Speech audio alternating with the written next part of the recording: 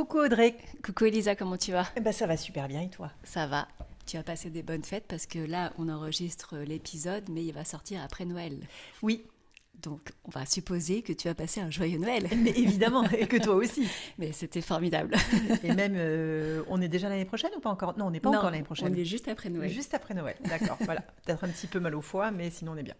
Bon, bah, c'est parfait. Alors, de quoi on parle aujourd'hui? Alors, bah, aujourd'hui, si ça te va, j'aimerais bien qu'on parle du dernier coach café que j'ai fait du coup la semaine dernière Ah oui, sur la joie. avec grand plaisir. Parce que je trouvais vraiment que le sujet que j'ai abordé était vraiment très intéressant, en toute modestie. Tout à fait. Excuse-moi, je me rends compte que je suis en train de boire dans ta tisane, pardon. On est des adeptes des, des tisanes avec Audrey. Pisse mémé. Pisse mémé. J'ai pris ton pisse mémé, dis donc, je suis désolée. Et donc, le thème, c'était cultiver la joie au quotidien, 7 habitudes pour une vie plus heureuse. Et ce que j'adore avec toi, c'est que ce genre de thème qui paraît un peu dev perso, comme on en a parlé à notre podcast, tu l'abordes avec un aspect tout à fait spirituel. Merci. Bah, c'est ça qui est chouette.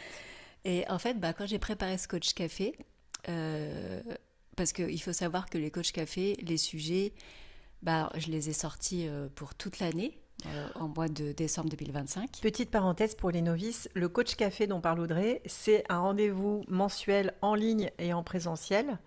En présentiel, c'est dans un café qui a pignon sur rue à Tours, au café Saint-Germain pour les Tourangeaux, en ligne pour tout le monde. Et donc voilà, je te laisse continuer. Et donc, bah, je sors tous les sujets pour l'année, avec toutes les dates fixées pour l'année, une fois par mois. Et bah voilà, quand j'ai fait ça en décembre 2025, j'ai mis un peu des sujets entre guillemets bateaux. Et puis après, chaque mois, je découvre un peu, alors c'est quoi le sujet du mois, et puis je travaille dessus pour voir un peu comment je peux aborder le sujet, le thème, mais avec toujours, comme tu dis, cette notion spirituelle. Mhm. Et donc du coup, là, le thème de la joie, quand j'ai commencé à travailler dessus, bah, la première chose que j'ai fait, c'est bah, d'aller chercher ce que c'était la définition de la joie. Ah oui, bon départ. Voilà. Et parce que, enfin, après, je vais vous dire moi comment je voyais ça, du coup. Et donc, dans le dictionnaire, la joie, c'est un sentiment, une émotion, pardon. Ok. Une émotion. Et moi, dans ce thème où je parle de cultiver la joie au quotidien, donc pour moi, c'est plutôt quelque chose à cultiver et qui doit rester, en fait. C'est plutôt un état d'être. Mm. Parce qu'une émotion, ça va, ça vient. Et puis, c'est un peu dépendant de ce qui se passe à l'extérieur. Oui, c'est ça, ça dépend vraiment. Tu réagis à quelque Voilà, chose c'est une d'extérieur. réaction. Donc là, c'était vraiment l'idée de trouver, enfin de faire comprendre comment on peut cultiver cet état d'être quelque part permanent, même si c'est le chaos, bah, au fond de toi, il y a cet état d'être de joie. Et je trouve que tu as donné une très bonne image en parlant du film La vie est belle. Oui, Voilà, ça veut tout, ça illustre très bien ton propos. exactement. Si vous avez vu La vie est belle, ça, il y a vraiment, on voit vraiment du coup cet homme qui est dans un état d'être de joie permanente. Au Malgré- début du film, parce qu'il a une belle vie, tout ça, une belle vie de famille, et même après, quand ça devient vraiment l'horreur, bah, il reste quand même dans cet état d'esprit de joie. Mm, Et c'est ça qui est absolument bouleversant d'ailleurs dans le film. mm. Euh, D'ailleurs, c'est peut-être ça, là, c'est une question qui me vient quand on en parle là, en live. C'est peut-être de ça qu'il s'agit quand on parle de résilience, en réalité. Parce que ça me fait penser aussi à Nelson Mandela, qui est resté le cœur ouvert, mm, même dans les pires conditions. mm. Euh, voilà, peut-être qu'entre l'état de joie et la résilience, malgré les événements de la vie, il y a un lien. Peut-être, ouais. Et après, bah, justement, du coup, quand j'ai travaillé là-dessus, je me suis dit, bah, enfin, ce qui m'est venu, c'est en fait cet état d'être, l'opposé, quelque part, c'est cet état d'être cet état de qu'on peut être dans un état dépressif. Alors, l'état dépressif, comment tu le définis, toi? Bah, cet état où t'es pas bien, tu sais pas pourquoi, mais à l'intérieur de toi ça va pas, mais ça se voit pas à l'extérieur en fait. D'accord. C'est, je sais pas, en fait c'est un peu bah, l'état d'être de tristesse, tu vois. Alors, tristesse ou vide intérieur? Parce que, alors moi, j'ai une Oui. approche plus sensorielle de tout ça. Je sais que la joie, par exemple, c'est quand je vais avoir tous mes centres d'énergie ouverts, le cœur ouvert. C'est un grand oui à la vie. Et l'état dépressif, pour moi, c'est tout est fermé, la porte est claquée et c'est non. Tu vois, je le définis comme ça. Mais ça peut aussi être une sensation de vide. Ouais, je sais pas comment définir, c'est parce que c'est assez... Puis je pense que c'est déjà propre à chacun. c'est propre à chacun. Est-ce que, ouais, une sensation de vide, de tristesse, de... Ouais, je sais pas, mais c'est vrai, parce que ça se voit tellement pas en fait à l'extérieur, l'état d'être que tu as à l'intérieur, que ça soit joie ou tristesse, dépression. En tout cas, dans ton cas, ça s'est pas vu. Parce que Bah, ça peut se voir. ça peut se voir, mais en faisant des recherches, quand moi ça m'est arrivé, quand j'ai pris Ouais. conscience de ça, quand j'ai fait des recherches sur Internet sur ce que c'était l'état dépressif, les symptômes, etc., en fait, souvent, on peut pas se rendre compte que les Ah, personnes ok. sont dans cet état dépressif et que par exemple dans une entreprise entre collègues etc la personne qui fait le plus de blagues qui sourit bah on peut pas savoir mais peut-être qu'elle elle est dans un état dépressif en fait. Ah ben ça, c'est super intéressant. Donc, il y a une espèce de façade Ouais. qui cache. Et que du coup même la personne même parce que moi quand j'ai pris conscience de ça faisait plusieurs mois que c'était là et pourtant bah je dans mon quotidien, j'étais plutôt joyeuse ou tu vois, Tu fonctionnais. je fonctionnais. Et je crois qu'il y a aussi une part où tu te rends pas compte qu'il y a quelque chose qui va pas au fond de toi. Ok. Et donc, cet état d'être, pour moi, voilà, c'est cet état d'être qu'il y a au fond de toi que tu cultives. Et ben, c'est pareil avec la joie. Un état d'être qui est là, que ça se voit pas en fait, même si c'est le cas autour de toi, et ben là, au fond de toi, t'es bien. Ah oui, puis d'ailleurs, tu peux mettre, quand tu es dans cet état de joie et pas dans l'émotion de la joie, tu peux te laisser traverser par de la tristesse, par de la colère, mais ça n'entache en rien la joie. C'est ça. Elle est toujours là. Ouais. Et après, du coup, en allant plus loin, je me suis dit, ah ouais, mais ça s'apparente aussi en fait plutôt à un état de paix. Ah oui. Et en travaillant dessus, du coup, en fait, pour avoir cet état d'être de joie, ce que j'ai compris, c'est que il y a déjà cet état d'être de paix à quelque part à mettre en place. C'est comme si la paix, c'était un peu la terre, le sol, Mhm. et que la joie, c'était ce qui pousse dessus. Ah oui, ça c'est joli comme image.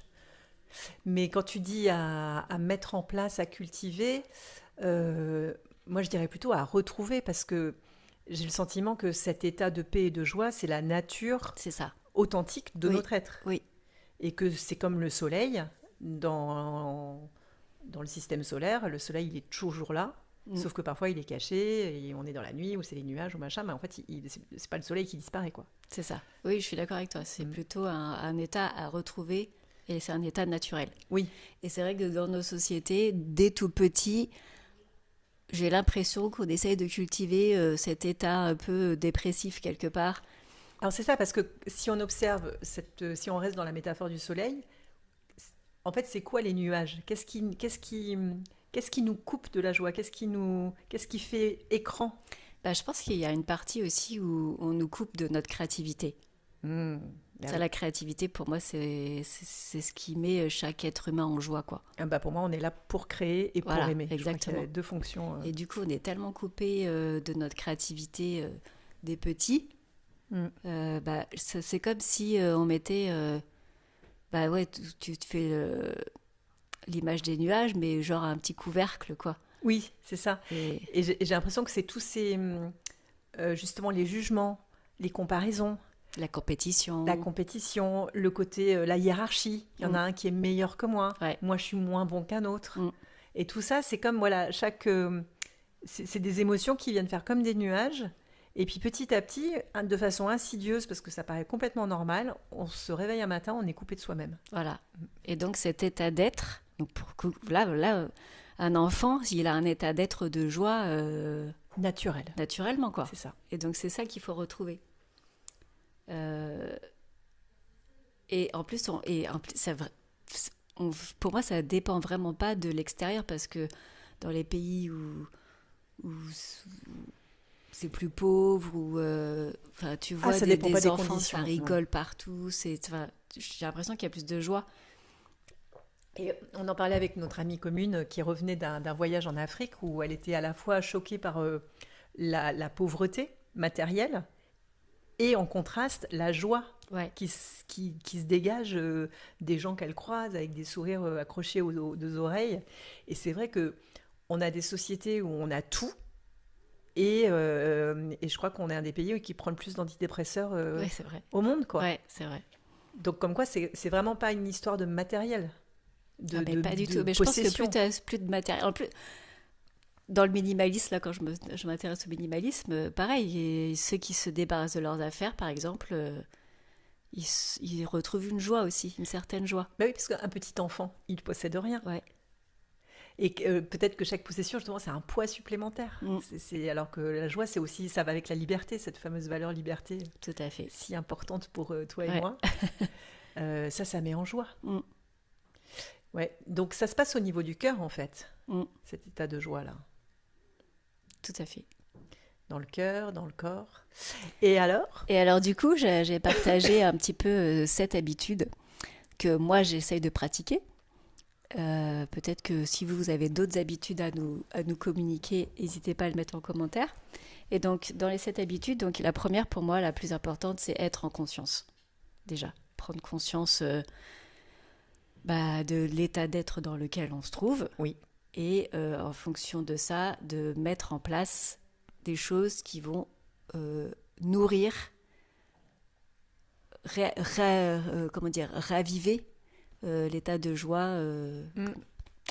Voilà, donc pour moi, déjà, la première chose, c'est mettre de la conscience dans son quotidien. Mais ça, on en a parlé déjà plein de fois. Ouais. Alors, petite rêve que j'ai peut-être déjà donné. Donne-nous la ref. L'âme délivrée, Michael Singer, où il explique ça très très bien. Donc ce truc dans le cœur ouvert, le cœur fermé. Donc cœur ouvert, t'es dans la joie, cœur fermé, tristesse, dépression, etc. Et que quand quelque chose ferme ton cœur, déjà de prendre conscience que ton cœur s'est fermé. Et ensuite, j'aime bien sa façon de dire, déjà tu te détends dedans et tu te remets derrière Mhm, la sensation. Parce qu'en fait, quand tu prends conscience, tu redeviens l'observateur c'est ça. et tu n'es plus celui qui souffre. Tu Mm. es celui qui observe une émotion désagréable. Et dans la position de l'observateur, tu es dans la joie. Ah bah oui. Enfin voilà, on parle de joie, mais en fait pour tout quoi. Ah Dans oui. son quotidien, d'être en conscience de ce qu'on fait et en position d'observateur de ce qui se passe Ouais. en toi et autour de toi, c'est déjà un travail pas mal. Oui, parce qu'on a beau le savoir, enfin moi j'ai beau le savoir, j'oublie. Hein. Oui, Je l'oublie. on est d'accord. Donc c'est bien de se le rappeler. Le deuxième point, c'était pratiquer la gratitude. Ah oui. La gratitude, voilà, il y a tellement de choses pour lesquelles on peut être en gratitude en fait dans tout ce qu'il y a dans notre vie et on l'oublie assez facilement. Et d'ailleurs, j'avais mis la question qu'est-ce que vous oubliez de voir parce que pour vous c'est devenu normal. Oh là, il y a tellement de choses. Et ouais. C'est c'est toi qui disais un matelas. En fait, on a un matelas pour dormir. Ben oui, on a des chaussures, on a des chaussettes. Enfin, je sais pas, il y a tout en fait. Ouais. Tout est fait que tu peux être en gratitude. Tu sais, il y avait un bouquin comme ça, où 3 kiffs par jour, où tu Ah oui. notes un petit peu tes 3 gratitudes. Ça c'est super, je trouve. Ouais. Et d'avoir un journal de gratitude, Oui, où tu notes à la fin de ta journée tes c'est 3 gratitudes de la journée. c'est génial parce que même quand tu as une journée pourrie, Mais t'en as forcément. et bah il y a toujours bah oui, j'ai pu boire de l'eau pure, gratitude parce que j'ai de l'eau chaude, enfin voilà. Bah oui, j'ai de l'eau chaude, je peux me brosser les dents, j'ai une machine à laver, J'ai eu de quoi manger à ma faim. j'ai de la vaisselle, je sais pas, La chance. j'ai des vêtements, je sais pas. Enfin, il y a trop de choses en fait. Ouais. C'est fou.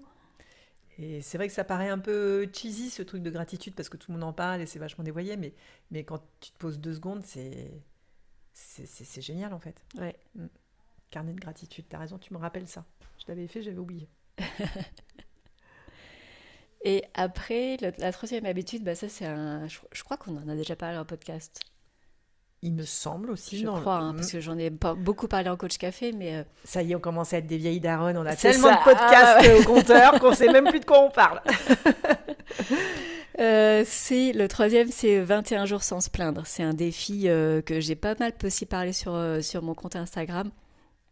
Euh, c'est un bouquin qui s'appelle du coup 21 jours sans se plaindre de Will Bowen. Là, pour le coup, Yeah. je retiens Tu vois. l'auteur. Et c'est un mouvement qui est né aux États-Unis il y a quelques années. Et, euh, et c'est le mouvement Un monde sans plainte. Et l'idée, c'est d'arriver à faire 21 jours sans se plaindre consécutifs. Et pour arriver à faire ça, il faut en moyenne 4 à 8 mois pour arriver à relever ce défi. Et en fait, y a un petit truc pour le faire, c'est d'avoir un bracelet au poignet. Et à chaque fois que tu te rends compte que tu te plains ou que tu émets une critique ou un jugement sur quelqu'un d'autre, tu changes ton bracelet de poignet. Donc déjà, pour prendre conscience de combien de fois tu le fais dans la journée. Parce que en général, on dit oh non, mais moi je me plains pas beaucoup, mais en fait, tous les jours on se plaint quoi. C'est un truc de fou. Mm. Ah bah, moi, ça fait C'est- 1 an que j'essaye. Hein. Ça n'a pas réussi. Non mais moi non plus, tu vois, j'ai pas réussi les 21 jours et je crois que j'ai peut-être fait 4 jours consécutifs, mais je sais pas, c'est tellement français peut-être, je sais pas de. Oui, je pense qu'il y a un truc culturel aussi. Oui, Je pense qu'il y a tu vraiment. croises quelqu'un. Enfin, moi, du coup, je le remarque quand j'entends des gens qui se croisent. Ah là là, t'as vu ce temps pourri. Oh là là, tu commences la conversation en te plaignant, quoi. Parce que franchement, soyons honnêtes, c'est un joyau de la couronne, la plainte chez le français. Ça fait partie de son ADN, quoi. Je fais comment si je peux pas me plaindre? Ouais, mais le problème, c'est que ça a tellement des conséquences Mm. néfastes sur notre vie. Et puis le truc, c'est pas de refouler sa plainte, c'est de Non. l'exprimer ou, ou de prendre conscience qu'en fait, c'est pas très grave. En fait, non, c'est pas le fait de pas dire, de pas se plaindre. C'est si t'as un problème. C'est pas le fait de dire, bon, bah, j'accepte le problème et je me tais. Et j'accepte sans rien dire. C'est si t'as un problème, c'est d'aller régler le problème avec la personne concernée. Voilà, et ça Ou change tout. de trouver la solution au problème. Mm, mm. Mais pas d'aller raconter à tout le monde, ah bah il m'avait rêvé ça, gna gna gna, tu te rends compte, gna gna. Tu veux Ça dire plombe en que fait. ces heures passées en terrasse de café à, à commenter les passants, c'est pas OK? Bah non. Oh non! C'est voilà, même si on a l'impression de passer un bon moment, en fait ça fait quelque part plus de mal que de bien quoi. Bah oui. Pourquoi ça fait du mal? Bah parce que ça entretient en fait cette tu vois dans le bouquin et j'aime bien il y a une image qui dit que le mental c'est un peu comme une entreprise qui une fabrique à plainte Mhm. et puis la bouche c'est le client tu vois. Et le client, bah, plus il va acheter les produits de l'entreprise et plus tu vas Plus plus, l'entreprise, elle plus, va produire. plus l'entreprise a produit. Et donc moins tu vas prendre l'habitude, enfin plus tu vas arrêter de te plaindre pour des petites choses, et ben moins l'entreprise va produire ses pensées négatives. Et Et, forcément, ça a un impact sur ta vie en fait. et par rapport à ce qu'on disait au début sur la joie et les nuages qui étaient faits de jugements, de Voilà, comparaisons et tout, effectivement, ça enlève quelques nuages. eh ben oui, évidemment.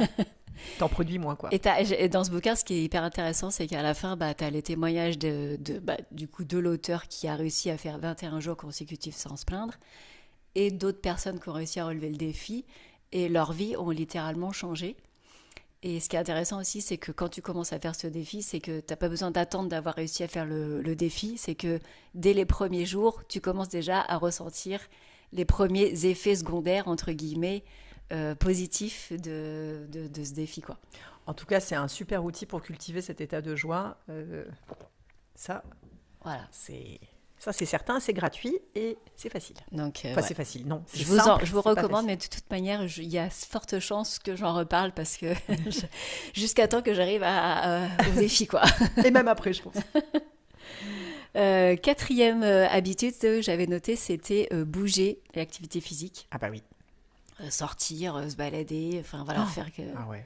Ce que tu disais, t'as jamais entendu, on n'a jamais entendu quelqu'un se dire qu'il se sentait mal après avoir fait du sport. Non, Hein. voilà, ça n'existe pas. Enfin, j'ai jamais entendu ça. Si, moi, ça m'est arrivé de faire un malaise au yoga. Ah, Ouais. là, non. Non. Avant, non, il y a non, longtemps. avant. Ouais. Mais donc on peut parfois se sentir mal quand on fait du sport. Oui, d'accord, Mais mais enfin, t'as recommencé. Ça t'a pas mis mal. J'ai changé de salle. T'as changé de salle. Ouais.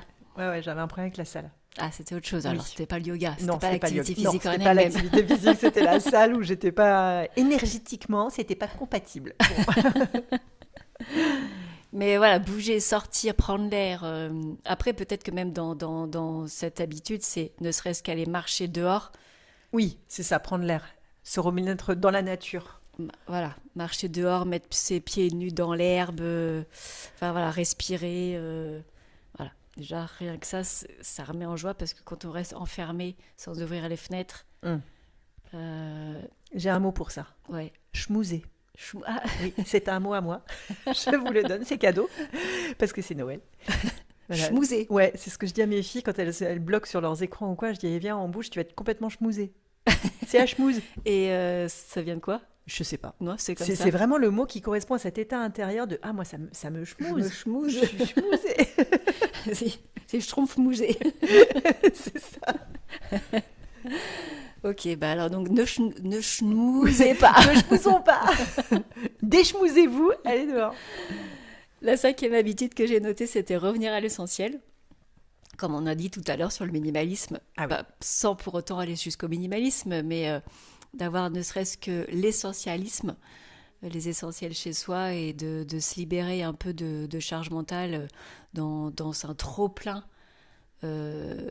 Et même, qu'est-ce qu'on disait tout à l'heure? Oui, le fait de se libérer, ça apporte aussi de la joie. De la liberté. Ça met de l'espace. Ouais, Donc, du coup, de la joie. ouais.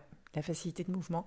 Petite anecdote très personnelle, ils m'en voudront pas, mais mes parents, que j'aime de tout mon cœur, déménagent pour la 56e fois, je crois, à 80 ans passés. Et ils ont un volume. En fait, ils ont donc tout le temps déménagé. Et à chaque fois, ils en ont encore un peu plus. Mais c'est fou parce que quand tu déménages, tu te dis, bah, tu t'allèges à chaque Moi, déménagement, j'ai en fait. pas mal déménagé aussi. Et là, j'arrive vraiment à un truc où, quand on me dit de faire le tri, je dis, bah non, ça y est, j'ai tout trié. Là, sinon, là, j'en suis à l'essentiel. Mmh. Mais eux, non, c'est plus fort qu'eux. Donc, ils ont des volumes à trimballer, c'est hallucinant. Ah ouais. Oh. Donc, c'est lourd, quoi. Moi, ça m'oppresse quand Oui, c'est c'est ça. trop, Il y a vraiment trop quelque chargé. chose de physiquement. Ça. Ah ouais, moi, pareil, chez mes beaux-parents, c'est très, très chargé. Au bout d'un moment, c'est hyper bien rangé, toujours très propre et tout, mais très, très encombré. Et puis, par rapport à cette liberté de mouvement, de Ouais, pouvoir tu sens aller, que c'est venir, bloqué, en fait. Voilà, c'est ça. Ouais, Ça enferme quelque chose. ouais. Mm. Donc oui, ça m'oppresse. Et moi, j'aime bien régulièrement faire le tri et aussi changer les meubles de place. Ah oui, ça Changer fait. les meubles de place, passer l'aspirateur partout derrière. Enfin, je sens comme une... l'énergie repart, quoi. Bah, tu fais circuler le chi, là. Ah ouais, grave. C'est bon. La sixième habitude que j'ai partagée, c'était le don. Ah, alors ça, tu vas nous raconter. Le don, et vraiment le don, pas qui vient du personnage un peu...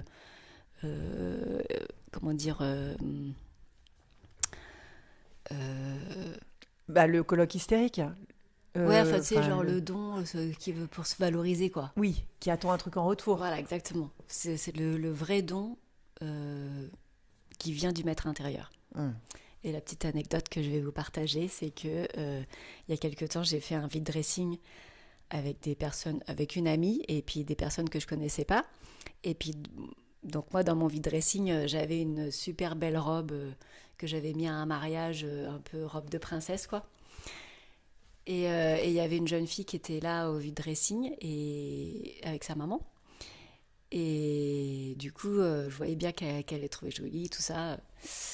Et il y a un moment donné, enfin, là, tu vois, quand on parlait tout à l'heure d'observation, là, j'étais vraiment dans le mode, je me suis observée. Et j'ai vu ce dialogue intérieur entre mon maître intérieur et le personnage. Enfin, surtout le personnage qui parle, parce que le maître intérieur, lui, il te dit un truc et puis après, basta, quoi, il se justifie pas. Et j'ai mon maître intérieur qui me dit, bah vas-y, donne-lui. Et là, t'as la coloc hystérique, le mental qui arrive, le personnage. Ah non, mais attends, tu vas pas les donner. Si tu peux la vendre sur Vinted, tu peux gagner 80 balles ou peut-être même 100 balles et tout. Franchement, pourquoi tu vas lui donner et tout déconne pas, quoi.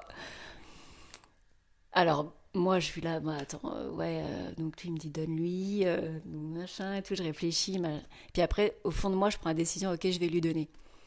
Et là, j'observe encore le coloc qui est le mental qui vient. Ok, bon, bah, tu vas lui donner? Très bien. Bon, bah, au moins, fais-le devant tout le monde. Ça, j'adore. Non, mais vraiment, j'ai observé ça, c'était un truc de fou. Fais-le devant tout le monde, qu'on se fasse un peu valoriser, quoi.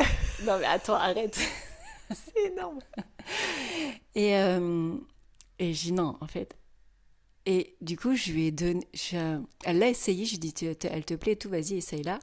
Donc elle a essayé. Et après, elle l'a montré, tout ça. Et après, une fois qu'elle était repartie pour se changer, j'ai été discrètement la voir dans la pièce. Je dis, elle te plaît et tout. Elle me dit, bah oui, elle est super jolie. Je dis, bah écoute, je te la donne. Et moi, après, quand j'ai dit ça, je suis partie dans la salle de bain et là, je me suis mis à moitié à pleurer. Mais parce que ça m'a mis en joie. Bah voilà, pas de frustration d'avoir Ah lâché non, ta robe. pas du tout, mais une joie, en contraire, fait, ouais. une vraie joie. D'avoir suivi ton maître intérieur. D'avoir écouté cette idée de maître intérieur. Et vraiment trop heureuse, peut-être même plus heureuse qu'elle que de la recevoir. Et oui, et oui. Et voilà, donc c'est vraiment ce don-là que je veux le vous don partager, gratuit. d'écouter votre maître intérieur et de faire attention à ce mental qui prend le dessus et qui vous empêche certainement à de nombreuses reprises de suivre votre premier élan. Complètement. Parce que ça met vraiment en joie. Ouais, ça met tellement en joie. Donc voilà. Et la septième habitude, c'est la spontanéité. Ah oui. Remettre un peu de spontanéité dans notre vie, de sortir un peu du contrôle où tout est contrôlé et la joie se fane quelque part un petit peu quand tout est millimétré de A à Z, tout est bien organisé. Donc mettre un petit peu de spontanéité de temps en temps, ça réveille un peu l'enfant intérieur. Exactement, et ça parle aussi d'oser. Oser sortir de sa zone de confort, oser... J'avais fait un stage de développement personnel et dans lequel on devait... il y avait des défis. Et un des défis, c'était... il fallait trouver... il y avait une journée où il fallait qu'en 24 heures, on réalise un rêve. Et là, c'était vraiment axé que sur sortir de sa zone de confort. Et moi, j'ai fait les beaux-arts et j'avais un rêve d'être exposée un jour dans une galerie. Donc, j'ai eu 24 heures pour peindre un tableau, trouver du matos, peindre un tableau et me faire exposer dans une galerie, dans une ville totalement inconnue parce que c'était à Bruxelles. Ah oui, c'était le défi. C'était le défi. Ah ouais. C'est vraiment un truc de dingue. Et je l'ai fait. Ah ouais. Donc déjà, de trouver le matériel, on était en binôme, je me suis retrouvée avec une Belge, donc j'ai pu peindre chez elle. Et puis, je suis partie avec mon tableau sous le bras. Et manque de bol, je commençais à faire toutes les galeries de Bruxelles, sauf que c'était un jour où c'était la porte ouverte des galeries, donc il y avait plein de monde et tout. Donc j'étais trop mal, j'étais trop gênée avec mon tableau qui était franchement pas terrible. Et puis, on arrive à la fin de la journée, j'étais dans le tram, c'était la fermeture. J'avais pas réussi à me faire exposer, j'avais trop les boules et j'ai dit bon allez, vas-y, on tente le tout pour le tout. Je passe en tramway devant une galerie qui n'était pas encore fermée, je sors, je cours à la galerie et là j'invente un beau bar. Mais un beau bar, franchement. Je dis écoutez, je suis désolée, je vous embête et tout, mais j'ai une très bonne amie qui s'appelle Elisa, elle est très malade et son rêve c'est d'exposer une peinture un jour, donc je me suis promis, j'ai son tableau sous le bras, est-ce que je pourrais juste l'accrocher et prendre une photo? Excellent. Vas-y. Elle était là, oh la pauvre, ah, mais oui bien sûr.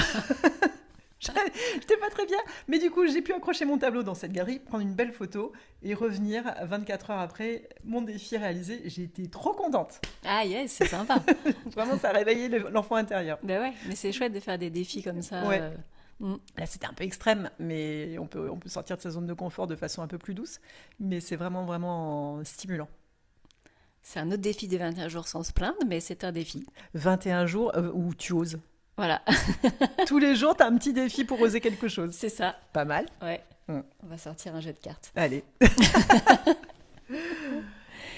Voilà sur les 7 habitudes que j'avais partagées. Et donc, j'avais mis un petit mot de la fin qui est la joie n'est pas spectaculaire, elle est discrète, mais quand elle est là, elle change tout. Bah, ça, c'est magnifique. J'ai rien à rajouter.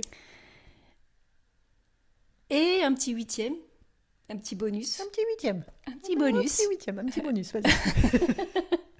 Le chocolat. Ah, le chocolat.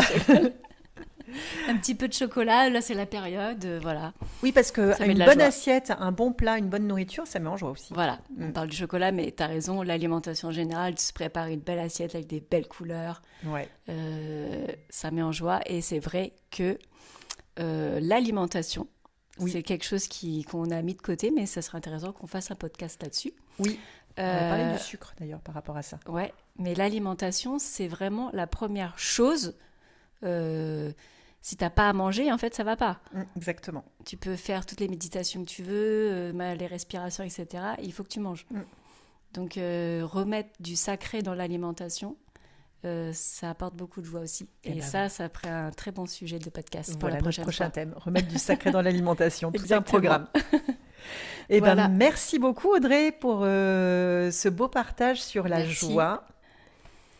Et donc là, on est après Noël. Donc là, on vous souhaite de très bonnes fêtes de fin d'année. Oui. On se retrouve du coup en 2026 et on vous fait des gros bisous. Terminer 2025 en beauté. Ouais. Même si c'est le chaos, n'oubliez pas, le soleil il brille toujours.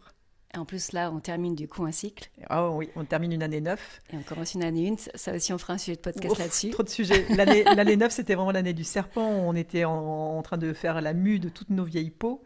Et on va tous renaître en année 2026, année 1, l'année du cheval de feu pour la médecine traditionnelle chinoise. Donc ça va galoper Ah bah, là, un très bon sujet de podcast pour janvier. aussi. Ok, super. Bon, bah, allez, bonne fête et puis à l'année prochaine. À bientôt. Ciao.